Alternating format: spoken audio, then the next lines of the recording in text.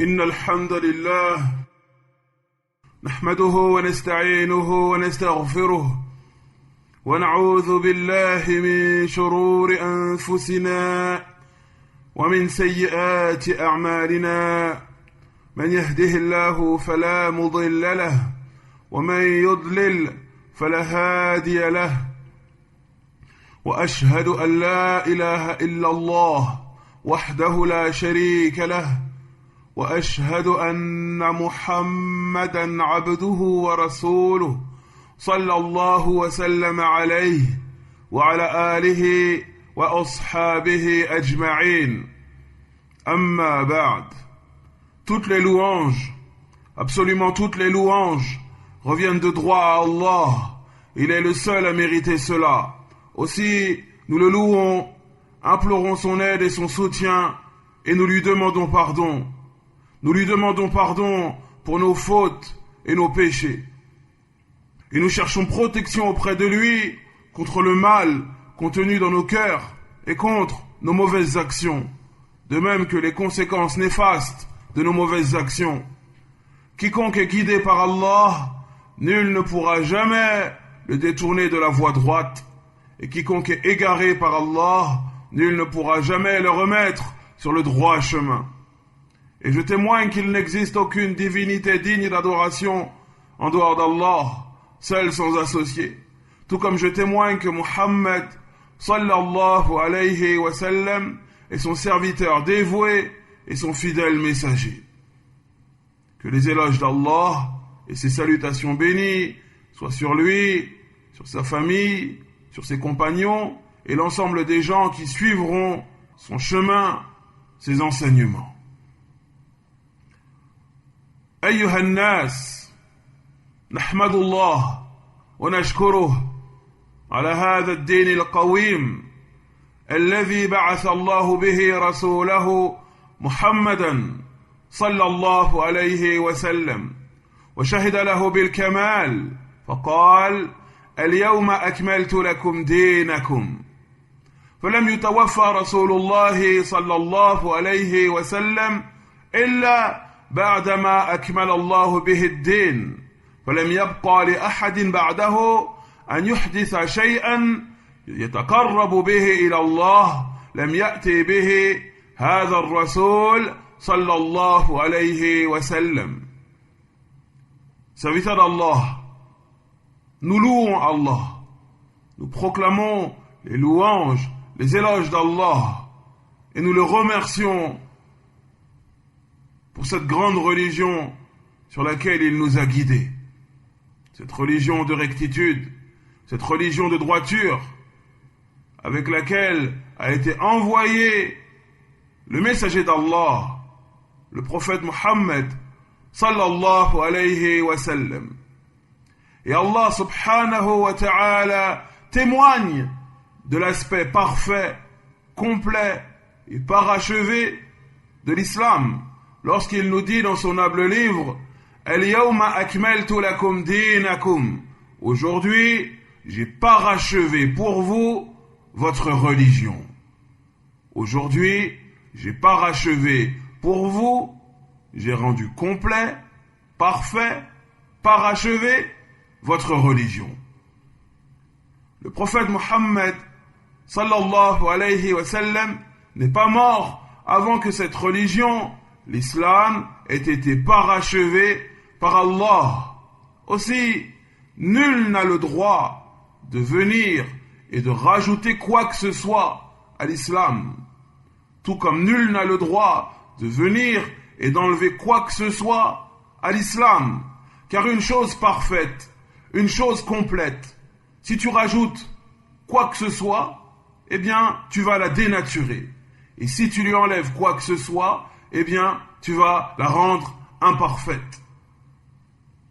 De ce fait, nul ne peut venir avec le moindre acte d'adoration qu'il aurait inventé de lui-même et dire que cet acte d'adoration est un acte qui rapproche d'Allah. Nul ne peut venir et prétendre cela. يقول النبي صلى الله عليه وسلم تركتكم على البيضاء ليلها كنهارها لا يزيغ عنها بعدي إلا هالك رواه ابن ماجه وصححه الألباني رحمهما الله. وقال عليه الصلاة والسلام تركت فيكم أمرين لن تضلوا ما تمسكتم بهما كتاب الله وسنة رسوله صلى الله عليه وسلم رواه Malik في الموطأ. Et regardez la parole du messager d'Allah, le prophète Mohammed sallallahu alayhi wa sallam nous dit dans un hadith authentique rapporté par Ibn Majah et authentifié par le Cheikh Al-Albani rahimahullah, il nous dit: je vous laisse sur une voie lumineuse, claire de jour comme de nuit. Ne s'en écartera après moi qu'une personne vouée à la perdition. Ne s'en écartera après moi qu'une personne vouée à la perdition. Seule une personne vouée à la perdition s'écartera de la voie lumineuse sur laquelle le prophète Mohammed sallallahu alayhi wa sallam nous a laissé. Et il nous dit également dans un hadith rapporté par l'imam Malik dans son Muwatta, il nous dit: taraktu fikum amrayn lan tadillu ma tamassaktum bihima kitab Allah wa sunnata rasulih sallallahu alayhi wa sallam. Il nous dit: je laisse parmi vous deux choses. Je laisse parmi vous deux choses. Vous ne serez jamais égarés tant que vous vous y accrocherez. Vous ne serez jamais égarés tant que vous vous y cramponnerez. Et ces deux choses sont le livre d'Allah et les enseignements de son messager, la sunna de son messager, sallallahu alayhi wa sallam. والله جل وعلا قال لنا وأن هذا صراطي مستقيما فاتبعوه ولا تتبعوا السبل فتفرق بكم عن سبيله ذلكم وصاكم به لعلكم تتقون. فهذا صراط الله الذي جاء به رسوله صلى الله عليه وسلم. ما ترك شيئا يقرب المسلم إلى الله إلا بينه، وما ترك شيئا يضر المسلم في دينه ودنياه إلا حذره منه. فلم يبقى لنا إلا الاتباع وترك الابتداع، فإن الخير كله في الاتباع والشر كله في الابتداع. والله جل وعلا لا يرضى من الدين إلا ما شرعه لعباده، فلا يجوز لأحد أن يشرع مع الله عبادات ويقول هذه من الدين. يقول الله تبارك وتعالى: أم لهم شركاء شرعوا لهم من الدين ما لم يأذن به الله. Serviteurs d'Allah, écoutez attentivement cette parole divine. Allah nous dit dans son noble livre: وَأَنَّ هَذَا صِرَاطِي مُسْتَقِيمًا فَاتَّبِعُوهُ ولا تتبعوا السبل فتفرق بكم عن سبيله ذلكم وصاكم به لعلكم تتقون. Il nous dit: voici ma voie dans toute sa rectitude. Suivez-la donc et ne suivez pas les sentiers qui vous égareront de ma voie. Voici ce à quoi vous enjoint Allah, peut-être le craindrez-vous. Ainsi, la voix d'Allah, elle est claire, nette, limpide. Et c'est ce avec quoi est venu le prophète Mohammed sallallahu alayhi wa sallam. Il n'a rien laissé des choses qui nous rapprochent d'Allah sans nous les clarifier. Il n'a rien laissé des choses qui nous rapprochent d'Allah, ces choses qui nous font mériter l'agrément d'Allah, sans nous les clarifier. Et il n'a rien laissé des choses qui nuisent au musulman dans sa religion ou sa vie mondaine, sans nous mettre en garde contre ces choses. Il n'a rien laissé des choses qui peuvent nuire aux croyants et à la croyante dans sa religion ou dans sa vie mondaine, sans nous mettre en garde. Aussi, nous n'avons qu'une seule et unique option, c'est celle de suivre scrupuleusement la voie du prophète Mohammed sallallahu alayhi wa sallam, cette voie qu'Allah lui a révélée et qui lui a ordonné de transmettre aux gens. Notre seule option est de suivre cette voie et de nous écarter des innovations religieuses. Car le bien tout entier se trouve dans le suivi du messager d'Allah. Le bien tout entier se trouve dans le suivi du messager d'Allah. Et le mal, al-shar, tout entier se trouve dans le fait d'innover. L'innovation religieuse est une catastrophe. Le mal tout entier se trouve dans les innovations religieuses, les choses que les gens ont rajoutées dans la religion. Et Allah subhanahu wa ta'ala n'agrée de notre pratique religieuse que les choses qu'il a légiférées. Allah n'agrée, n'accepte, ne valide de notre pratique religieuse que les choses qu'il a lui-même légiférées à ses serviteurs. C'est pour cela qu'il n'est permis à personne de rajouter, de légiférer quoi que ce soit comme acte d'adoration. Il n'est permis à personne de rajouter, de légiférer quoi que ce soit parmi les actes d'adoration et de dire par la suite, ceci fait partie de l'islam. Non, ceci est interdit. Regardez la parole d'Allah. Am lahum shuraka shara'u lahum min ad-din ma lam ya'zan bihi Allah. Il nous dit, ont-ils des associés qui ont légiféré pour eux dans la religion des choses qu'Allah n'a pas autorisées? Ont-ils des associés qui ont légiféré pour eux dans la religion des choses qu'Allah n'a pas autorisées? En d'autres termes, nul n'a le droit de légiférer en dehors d'Allah. Nul n'a le droit de venir avec des actes d'adoration et de dire telle et telle chose est bonne en islam, telle ou telle chose, il faut la pratiquer. Le seul législateur dans la religion, c'est Allah subhanahu wa ta'ala. فالواجب علينا الاتباع وترك الابتداع.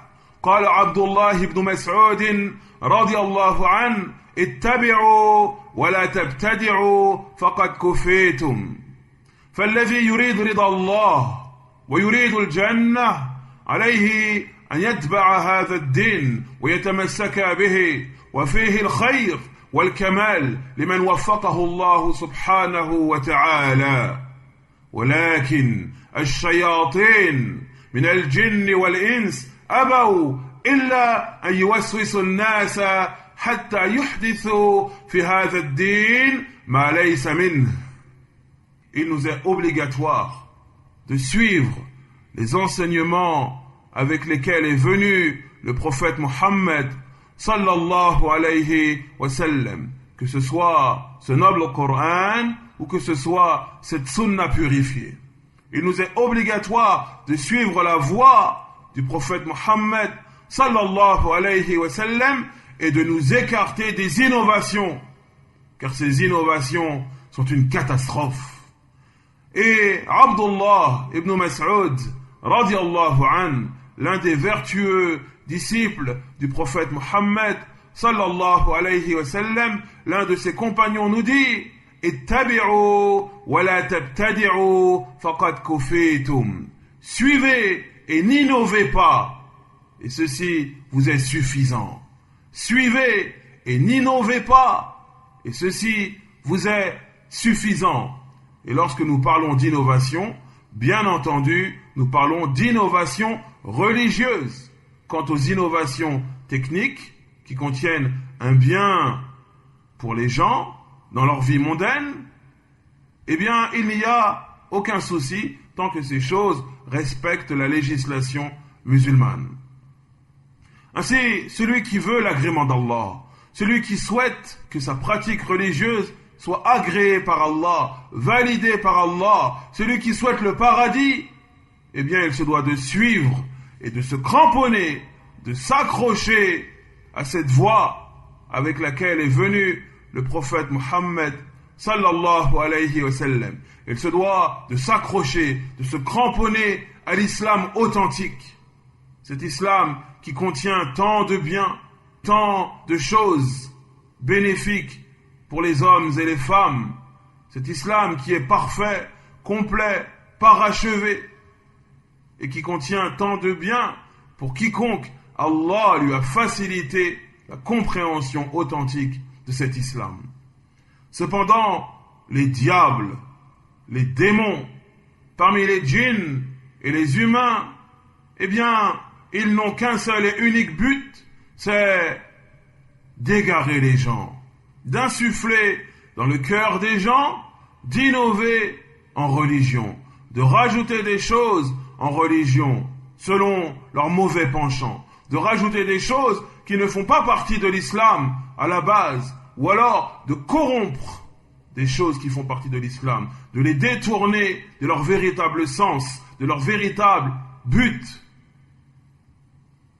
فظهرت المحدثات بين المسلمين وكثير منهم يظنون أنها تقربهم إلى الله فيتمسكون بها ويحرصون عليها ويدعون الآخرين إلى هذه المحدثات وهذا في الحقيقة من باب الابتلاء والامتحان وهذا في الحقيقة من باب الابتلاء والامتحان. Ainsi sont apparus dans la religion musulmane des innovations religieuses, des hérésies. Sont apparus au sein des croyants et des croyantes, au sein des musulmans et des musulmanes, des innovations religieuses. Et la plupart d'entre eux pensent que ces choses les rapprochent d'Allah. Aussi, ils s'y cramponnent, ils s'y attachent, et ils appellent les autres à faire comme eux.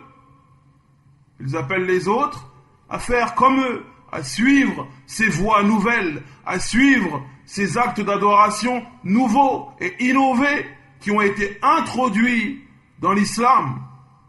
Et en vérité, tout ceci, eh bien, c'est un test, une épreuve, pour que se distingue le véridique de celui qui ne l'est pas, pour que se distingue celui qui veut véritablement s'accrocher à la voie authentique et délaisser ses mauvais penchants, et celui qui veut suivre un islam correspondant à ses mauvais penchants, correspondant à ses passions.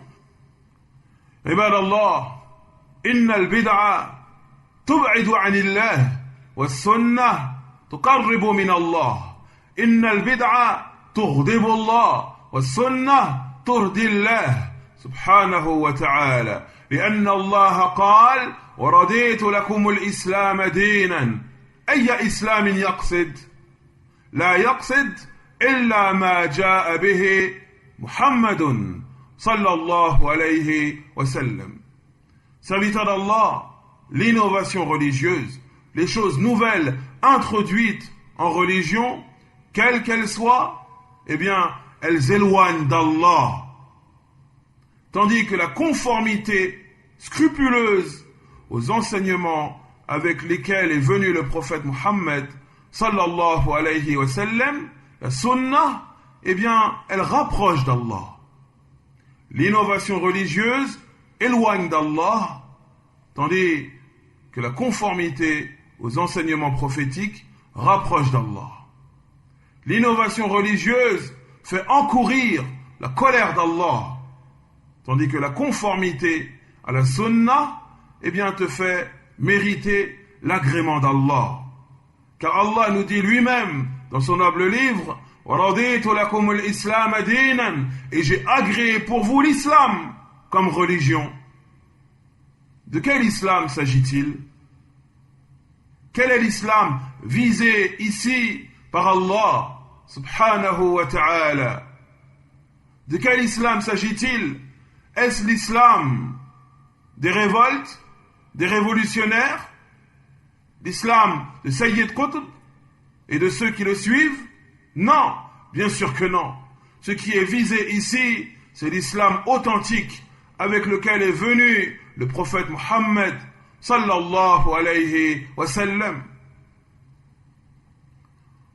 ومع الأسف الشديد المبتدع يرى أنه على حق فقل أن يتوب المبتدع لأنه يرى أنه على حق وهو شر من العاصي فالعاصي يعلم أنه مخالف ويستحي من الله ويستحي من الناس فقريب أن يتوب إلى الله عز وجل أما المبتدع فيرى أنه على حق وأنه على هدى فلا يتوب إلى الله عز وجل. Et à notre plus grand regret, l'innovateur, le mubtadi' se considère comme étant sur la vérité. Il se considère comme étant sur une voie de guidance. C'est lui qui pratique des choses nouvelles en religion, des choses qu'Allah n'a pas révélées, des choses que le prophète Mohammed sallallahu alayhi wa sallam n'a pas enseignées. Ou alors, il pratique des choses de l'islam mais en les détournant de leur sens, ou en leur rajoutant des choses, ou en leur retirant des choses. Celui qui fait cela, eh bien, dans la plupart des cas, il se croit sur une vérité.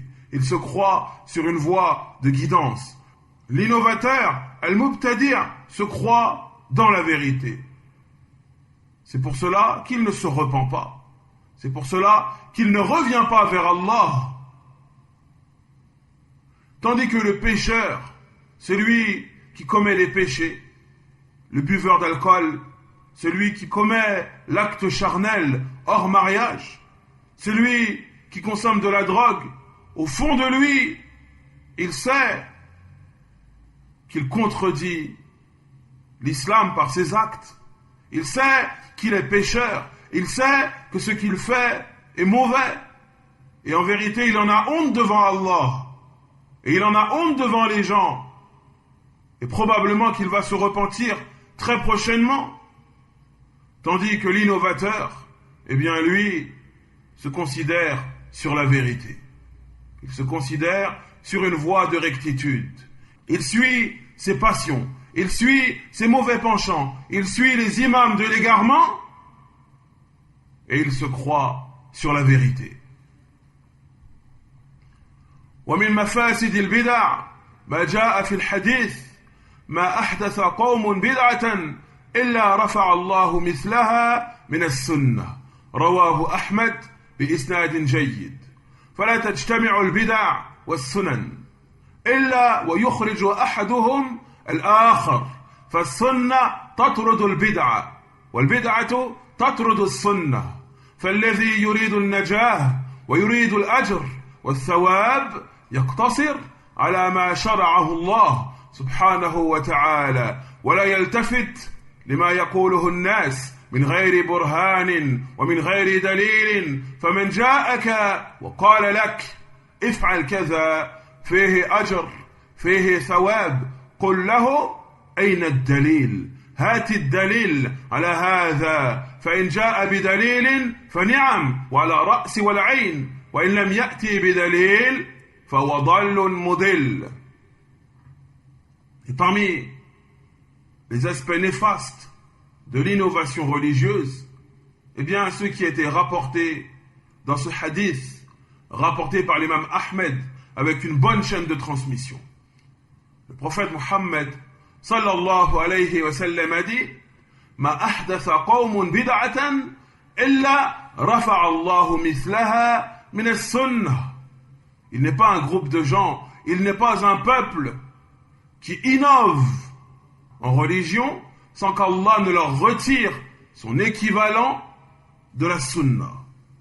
Il n'est pas un peuple qui invente une pratique religieuse sans qu'Allah ne retire à ce peuple une sunna équivalente. Car les innovations religieuses et la sunna ne peuvent se réunir, ne peuvent se rassembler.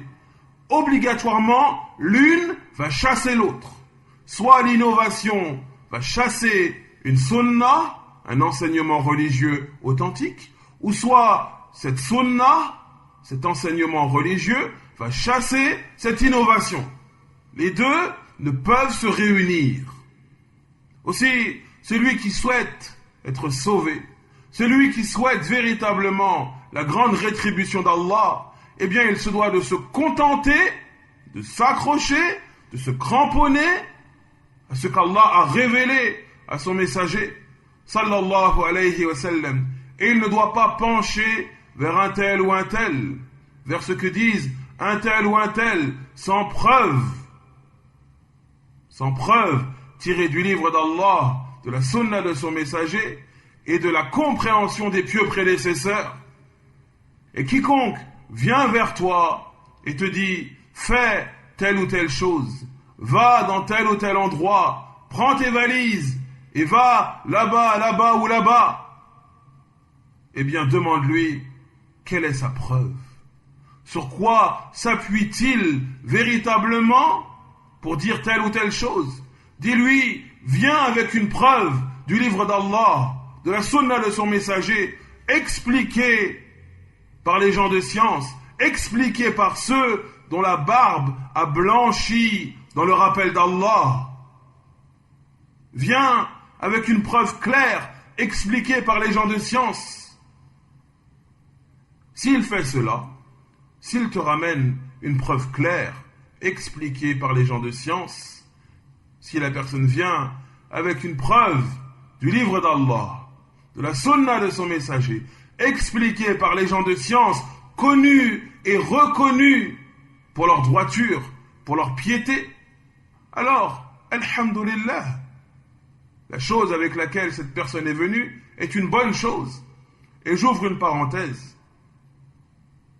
N'oublie pas, serviteur d'Allah, que tu te dois de revenir aux savants de ton époque, car ce sont eux qui vont t'expliquer les paroles des savants précédents. Ne délaisse jamais cette chose-là, serviteur d'Allah. Reviens aux savants de ton époque, comme nous dit Allah dans son noble livre, Fas'alu ahla dhikr in kuntum la ta'lamun. Demandez aux gens du rappel si vous ne savez pas. Car certaines personnes viennent avec des versets ou des hadiths dont l'interprétation peut être ambiguë pour un débutant ou pour une débutante ou pour une personne qui n'a pas le bagage religieux nécessaire. Il peut argumenter avec une parole d'un savant ancien qui s'exprime pour un contexte donné, pour une situation donnée, et il peut essayer, cette personne peut essayer de t'égarer avec ceci. Aussi, il est important de connaître les gens de science vivant à notre époque et de revenir vers eux et de les questionner dans les choses qui posent problème, car ils sont ceux qui connaissent la réalité des choses, ils sont ceux qui ont le mieux compris le Coran et la Sunna parmi les gens de notre époque, les savants, les gens de science, ceux dont la barbe a blanchi dans le rappel d'Allah, dans la piété, dans les actes d'adoration, dans l'apprentissage et l'enseignement. فعلينا يا عباد الله أن نتنبه لهذا خصوصا وأننا في زمان تروج فيه البدع والفتن بكثرة مع غلبة الجهل في الناس ومع رهبة كثير منهم في الخير فاحذروا يا عباد الله واحذروا هذه الوسائل المستحدثة الانترنت والجوال والمواقع التي تدص بها الشرور والمحدثات بين المسلمين ولا سيما بين شباب المسلمين. Aussi, on se doit d'être attentif à ces choses-là, notamment dans l'époque dans laquelle nous sommes, une époque dans laquelle les troubles, les afflictions, les innovations se sont multipliées et propagées. Nous sommes dans une époque de trouble, une époque d'affliction, une époque de perturbation. Et les innovations, les troubles, tout ceci s'est multiplié et propagé.